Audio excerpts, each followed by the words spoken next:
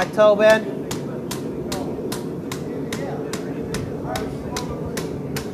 And the whole time I'm just lifting that left hand. Trying to keep it symmetrical. Then I come over here to the horn, I'll get square with the horn and drop this left hand. I'll do the same thing on this side.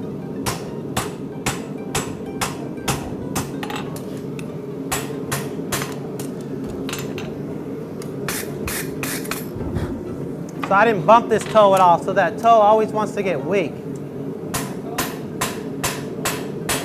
So I'm going to seat it out real good.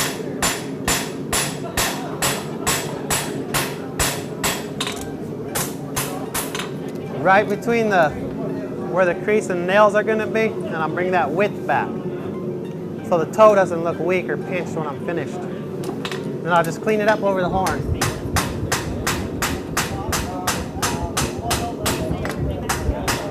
Letting the left hand keep the shoe in position. I'm up here, drop the left hand.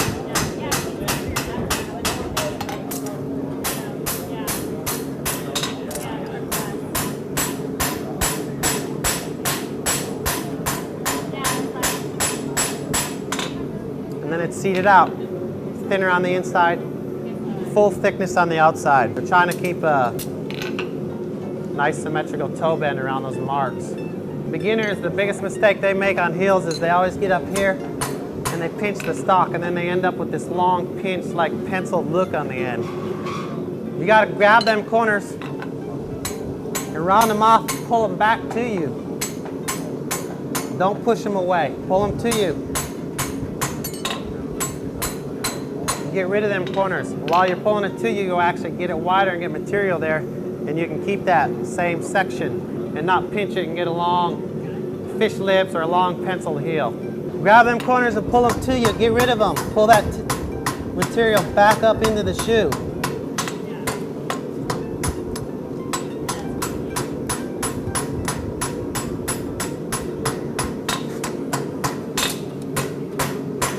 You're keeping it wide. You get rid of them corners. I'm still thick so I can keep my section when I flatten it. Now I'm just going to put a check on it.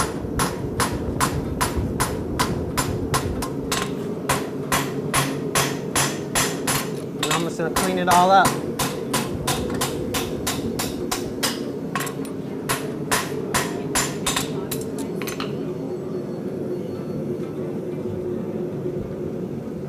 So the section is the same width all the way until the heel starts. And depending on what type of foot you're fitting, if it's a real wrappy foot and those heels come around and wrap, you're going to need kind of a round heel. If it's a real straight and it comes out like this, you're going to need more check to clear those frogs. You know, you're just building it for the foot. And if you're doing certification of the journeyman, I would keep the heels rounder, because if you put too much check in it from the start and it's not the right type foot for it, even though you have the length on the outside, you're going to miss that heel buttress because your check is too long. And you have all this corner sticking out, but it'll miss the buttress in the center of the stock because you put too much check on it. Do that quarter bend. Get over here, square with the horn. Get the stock square with the horn and just drop your hand. And don't stop here. Start turning. Go all the way to the end.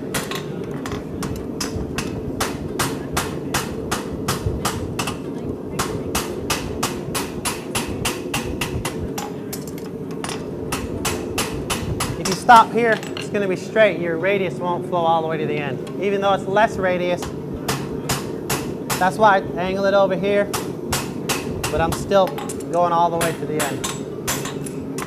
So then I'm going to hem it up for the crease.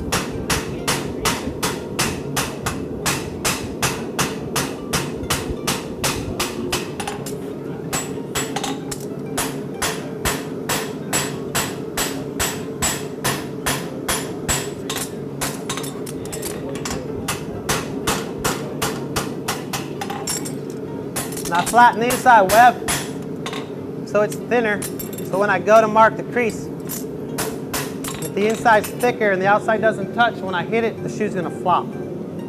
But if the outside rim touches, when I crease it, it won't flop. Use this hammer to get it, guide you in where you want it.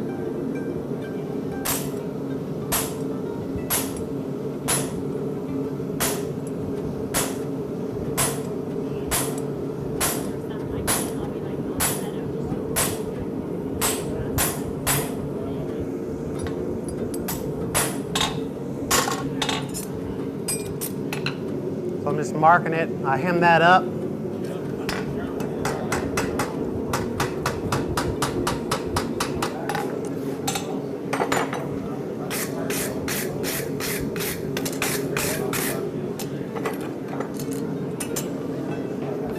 If you want a clean shoe, you have to brush that scale off so you don't smash it into the anvil.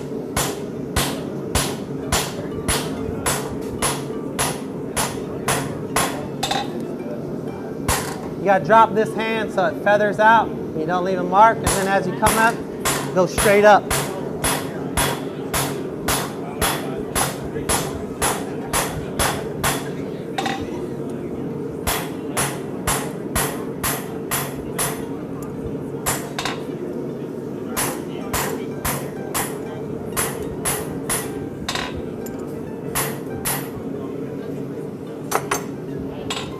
So you want the full depth of that crease to go all the way past your last nail hole. So it's full depth, full width where your last nail hole is.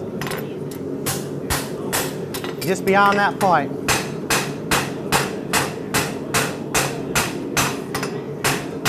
Always working on the top of the horn, drop that left hand. Bring the work to you.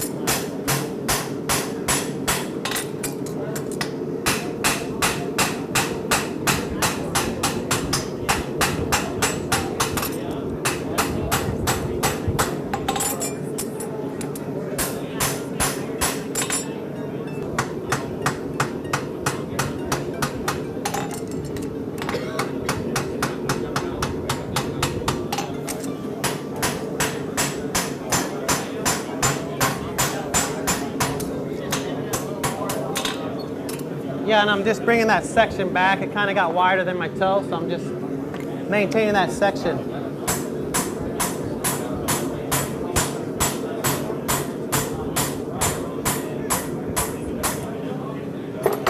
I'm gonna mark it.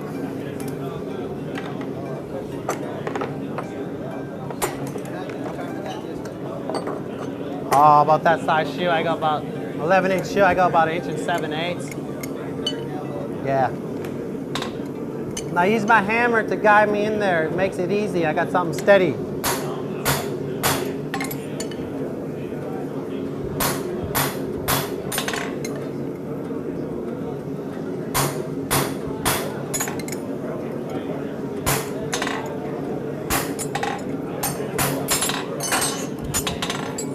Then take those frog eyes out.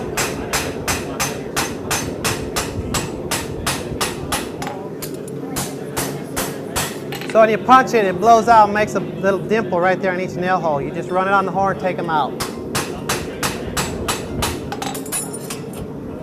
Hit it one more time with a punch.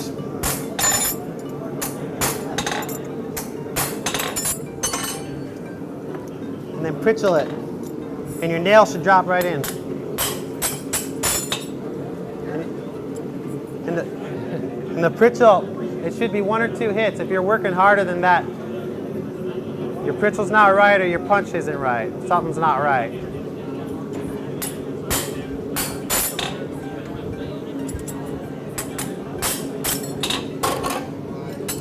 If you're working harder than that, the pritchel, you gotta change. You gotta change your punch or your pritchel. Something's not right. So you gotta, so that's half the shoe creased. A little bit. Same thing, pull the corners back to you.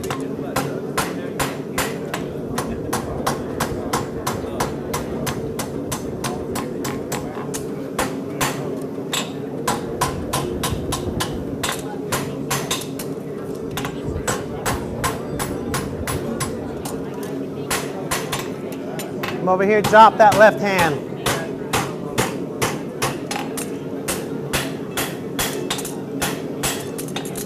So this is a plain stamp, so I'm not going to hem it up. I'm just going to clean up the section. And over here I'm going to start safing.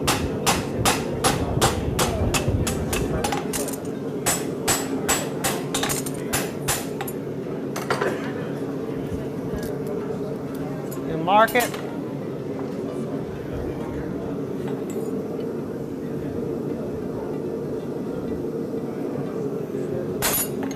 I just use this hammer as a brace.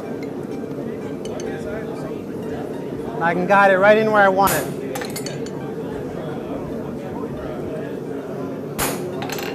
That was pretty hot to punch. I mean, if you punch your shoe that hot, you're likely to wreck it.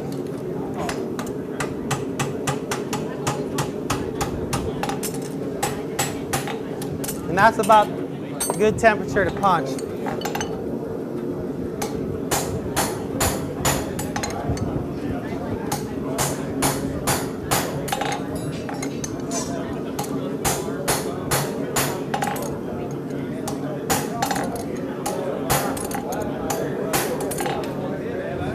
I don't punch it full depth, just about three quarters of the depth or a little more. I take these frog eyes out.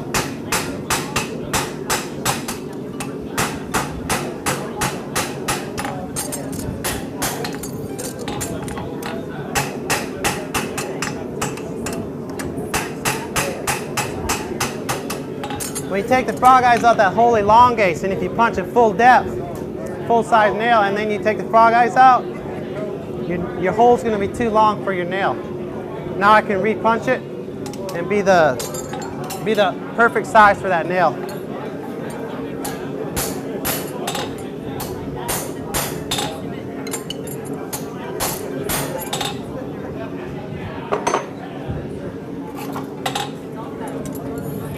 Have your pitchel more straight up here on the heel nail. A little bit more. And a little bit more for the pitch of the hoop wall.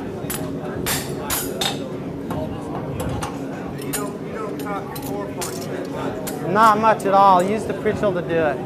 It's much easier to get your nails right on the foot surface. Because that way you can punch every nail the same, and then just use your pitchel. And when you shove that nail in, it'll pitch to the pitchel pitch. Okay, so that's punching. So you got a nice square nail hole. If you do your final punch at the very end, you're not going to have a distorted up, crooked, smashed nail hole.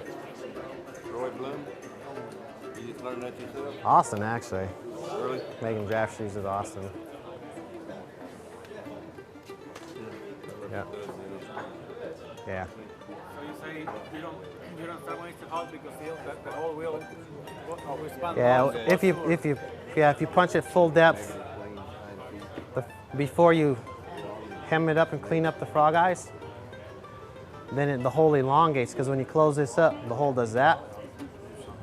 So if you punch it full depth and then you do that, your hole will be too long for your nail. So that's good horseshoeing, and that's what wins and loses contests. First thing I do when I rasp these heels up is put the check and round the heel up to the length and the shape I want for that foot.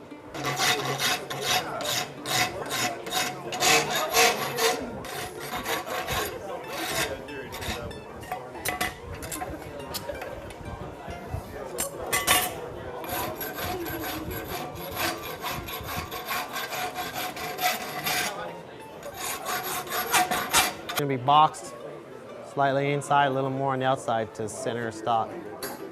So if you eliminate the boxing, you still have a shoe in there with it to center stock.